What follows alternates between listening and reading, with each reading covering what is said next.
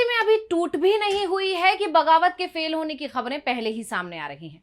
वैसे ये भी कहा जा रहा है कि अभी बीजेपी ने हार नहीं मानी है, केंद्रीय मंत्रियों ने कमान अब अपने हाथ में ले ली है। टीएमसी के सांसदों को डराया जा रहा है, धमकाया जा रहा है, लालच भी दिया जा रहा है कि साथ आए तो फायदे में रहेंगे, नहीं तो भारी नुकसान हो जाएगा, बाहर निकलना मुश्किल हो जाएगा और बीजेपी के कार्यकर्ताओं के हमले से बच नहीं पाओगे और घर में भी सुरक्षित नहीं रह पाओगे। जेल भेजने का डर भी दिखाया जा रहा है टीएमसी नेताओं को, सांसदों को और विधायकों को। धमकियां टीएमसी के सांसदों को मिल रही हैं, लेकिन पसीने एकनाथ शिंदे के छूट रहे हैं। पहले ही ये कहा जा रहा था कि बीजेपी एकनाथ शिंदे की पार्टी में भी सेंधमारी की कोशिश कर रही है, शिंदे की पार्टी में दूसरे शिंदे की तलाश की जा रही है। लेकिन शिंदे की केंद्र में जरूरत के चलते ऑपरेशन लोटस पूरी ताकत से वहां नहीं चलाया जा रहा था और अब शिंदे को इस बात का डर लग रहा है कि बीजेपी की धमकियों के सामने अगर टीएमसी सांसदों ने घुटने टेक दिए, 19 या उससे ज्यादा सांसद अगर टीएमसी छोड़कर यानी पार्टी से अलग हो गए,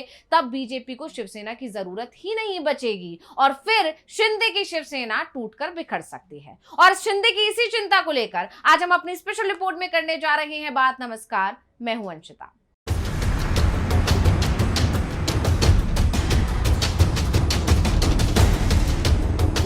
बीजेपी किसी भी तरह से लोकसभा में 2/3 समर्थन जुटाने की कोशिश में है ताकि वो लोकसभा सीटें बढ़ाने के विधेयक को पास करा सके और बीजेपी की इस कोशिश ने उसके सभी सहयोगियों में भी बेचैनी बढ़ा दी है, चाहे वो नायडू हो, चाहे वो नीतीश हो, चाहे वो शिंदे हो, चाहे वो एनसीपी अजीत गुट हो, क्योंकि सहयोगी अच्छी तरह से जानते हैं कि अगर बीजेपी ने अकेले के दम पर बहुमत का आंकड़ा पूरा कर लिया तो वो सहयोगियों को दूध में से मक्खी की तरह निकालकर फेंक देगी, क्योंकि बीजेपी ऐसा करती ही है और बीजेपी तुरंत अपना असली रंग दिखा देगी। क्योंकि सहयोगियों को धोखा देना या फिर मतलब निकल जाने के बाद दरकिनार कर देना, वादा कर कर भूल जाना, ये तो बीजेपी की पुरानी आदत है जो सहयोगी भी अच्छी तरह जानते हैं। और अभी उपेंद्र कुशवाहा के साथ जिस तरह से वादा खिलाफी का मामला सामने आया है, उसके बाद तो इस तरह की चर्चा ने और जोर पकड़ लिया। इसीलिए पश्चिम बंगाल में जो कुछ भी इस वक्त चल रहा है उसने महाराष्ट्र से लेकर बिहार और आंध्र प्रदेश तक हलचल मचा दी है। लेकिन सबसे ज्यादा उथल पुथल महाराष्ट्र में शिंदे गुट में मची हुई है। अब सबसे पहले तो आप सबके मन में यही सवाल आ रहा होगा कि आखिर शिंदे गुट में बेचैनी क्यों बढ़ गई है। पहली नजर में ये कनेक्शन अजीब लग सकता है, लेकिन अगर इन कड़ियों को जोड़कर देखें तो पूरी तस्वीर साफ हो जाती है। दरअसल पश्चिम बंगाल में ममता बनर्जी की तृणमूल कांग्रेस में अगर टूट हो जाती है, हालांकि अभी तक इसकी संभावना ना के बराबर ही है, क्योंकि कहा जा रहा है कि ममता बनर्जी ने पूरा मामला संभाल लिया है और फिर जिस तरह से सांसदों के बयान आए हैं, शत्रुघ्न सिन्हा का बयान आया है या फिर कीर्ति आजाद ने जिस तरह का बयान दिया है, उससे ये साफ है कि ऐसा कुछ भी नहीं होने जा रहा है। लेकिन फिर भी अगर 1% भी मान लिया जाए कि टूट हो जाएगी तो इसका सीधा असर महाराष्ट्र के उप मुख्यमंत्री और शिवसेना नेता एकनाथ शिंदे की बार्गेनिंग पावर पर पड़ेगा।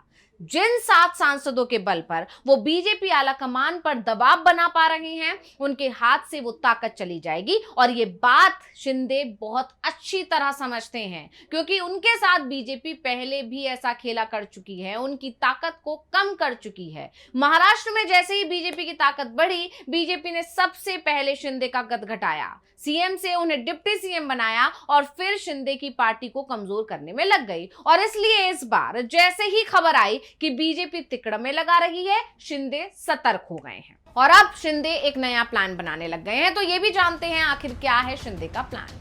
तृणमूल प्रकरण के बाद एकनाथ शिंदे समझ चुके हैं कि अगर उन्हें एनडीए में रहते हुए अपनी राजनीति मजबूती से बनाए रखनी है तो उन्हें अतिरिक्त ताकत की जरूरत है। अतिरिक्त ताकत से मतलब उनके पास ज्यादा सांसद होने चाहिए। इसके लिए शिंदे एक बार फिर से उद्धव ठाकरे को कमजोर करने की तैयारी में जुट गए हैं। दावा यह किया जा रहा है कि उद्धव ठाकरे गुट के 10 में से लगभग 7 सांसदों को एकनाथ शिंदे के साथ लाए जाने की तैयारी चल रही है। शिंदे गुट को अनुमान है कि अगर उनके पास सांसदों की संख्या 14 हो जाती है तो एक बार फिर से बीजेपी के केंद्रीय नेतृत्व के सामने वो मोल भाव करने के हालात में बने रहेंगे। हालांकि शिंदे कोशिश में लगे जरूर हैं, लेकिन इसमें उन्हें सफलता नहीं मिल रही है, इसलिए शिंदे की बेचैनी और भी ज्यादा बढ़ गई है। तो चलिए अब विस्तार से समझते हैं कि बंगाल में जो भूकंप आया है उसके झटके कई हजार किलोमीटर दूर महाराष्ट्र में क्यों महसूस हो रहे हैं। तो केंद्र में नरेंद्र मोदी की सरकार सहयोगियों के भरोसे चल रही है। 2024 के लोकसभा चुनाव में बीजेपी जब 240 सीटों पर सिमट गई, तब टीडीपी, जेडीयू, एलजेपी-आर और एकनाथ शिंदे की शिवसेना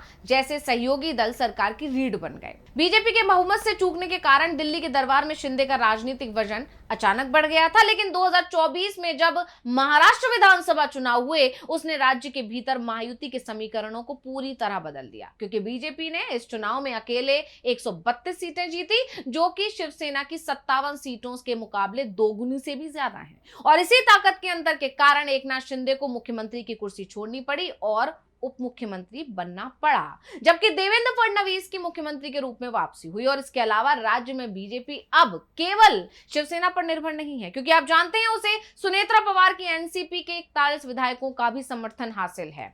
ऐसे में शिंदे के पास बीजेपी से मोलभाव करने के लिए केंद्र के 7 सांसद ही सबसे बड़ा जरिया है, जिसके दम पर वो महाराष्ट्र में अपनी पार्टी की घटती सीटों के बावजूद अपना दबदबा बनाए रखते हैं। जब भी मुंबई या नागपुर में बात बिगड़ती है, शिंदे तुरंत दिल्ली जाकर केंद्रीय गृह मंत्री अमित शाह और बीजेपी के शीर्ष नेतृत्व से मुलाकात करते हैं। इन मुलाकातों के जरिए शिंदे महाराष्ट्र बीजेपी लीडरशिप को दरकिनार कर अपनी बात सीधे हाईकमान तक पहुंचा देते हैं। बीजेपी नेतृत्व भी संसद में 7 सांसदों के समर्थन के बदले उन्हें पूरा तवज्जो देता है, लेकिन टीएमसी में टूट के बाद यह समीकरण पूरी तरह बदल सकता है और इसीलिए शिंदे डरे हुए हैं, क्योंकि 2022 में शिवसेना के विभाजन के बाद से ही शिंदे और फडणवीस के रिश्ते हमेशा सहज नहीं रहे हैं। पावर शेयरिंग को लेकर तनाव अक्सर सतह पर आता रहा है, जो 2024 के विधानसभा चुनाव के बाद और बढ़ गया है। कई मुद्दों पर दोनों के बीच खींचतान देखने को मिली है। शिंदे गुट के नेता अक्सर निजी तौर पर शिकायत करते हैं कि बीजेपी उनके पारंपरिक प्रभाव वाले इलाकों में अपना विस्तार कर रही है और उनके स्थानीय नेताओं को अपनी तरफ खींच रही है। खास तौर पर विधान परिषद सीटों को लेकर अभी पिछले दिनों दोनों ही गुटों के बीच,